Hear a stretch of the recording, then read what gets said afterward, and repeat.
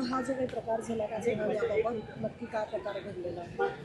आज हे पर्वतीचे झोपडपट्टी एरियामध्ये एक 9 वर्षाची लहान मुलगीवर त्यांचेच सख्खे आजोबा म्हणजे मुलगीचे आईचे वडील यांनी जे आहे अतिप्रसंग करण्याचा प्रयत्न केलेला आहे।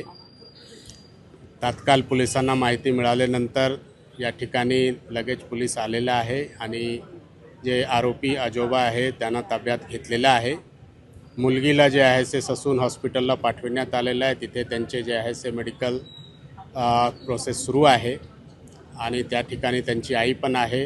दोघे मुलगी आणि आजी त्यांची आई दोघे सुखरूप आहे। या ठिकाणी काही लोक गर्दी केलेले होते, त्यांना जे आहे आवाहन करण्यात आलेलं आहे की त्यांनी जे आहे ते या ठिकाणातून आपल्या घरी जावा, कारण की पोलिसला जे आहे ते कायदेशीर कारवाई करत आहे। तर अशा प्रकारच्या लोकांची गर्दी राहिली तर तिथे जे आहे ते पोलिसांना कायदेशीर कारवाई करण्यामध्ये अडचण निर्माण होणार आहे। तसेच याच भागाचे जे लोक आहे ज्यांना येणे जाण्यामध्ये पण अडचण होत आहे, कारण की थोडा ट्रॅफिकचा अडथळा झालेला आहे। तर सर्वांना आवाहन करण्यात येत आहे की यांच्यामध्ये पोलिसने कायदेशीर कारवाई केलेले आहे आणि बाकी जे राहिलेले कारवाई आहे ते पण तात्काळ करत आहे। त्यामुळे या ठिकाणी गर्दी करण्याची काही आवश्यकता नाही आणि आपल्या घरी ते लोक जाऊ शकतात। पोलीस जे आहे सर्व कारवाई कायदेशीर कारवाई करणार आहे। त्यावरून अशा प्रकारचे घृणित कृत्य झालेलं आहे आणि लोकांचे संतप्त होणे हे जे आहे स्वाभाविक आहे। तरीही मी जे आहे लोकांना आवाहन करतो की आपला देशमध्ये कायद्याचे राज आहे आणि कायद्यानुसार जे काही कारवाई आहे ते सर पोलीस करणार आहे।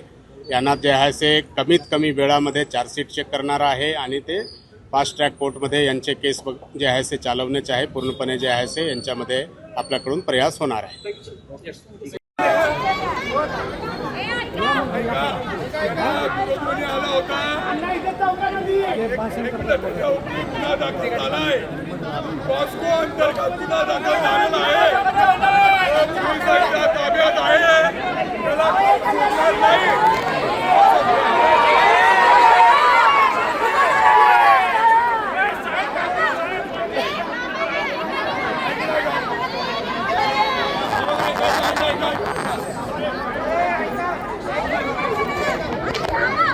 Very powerful.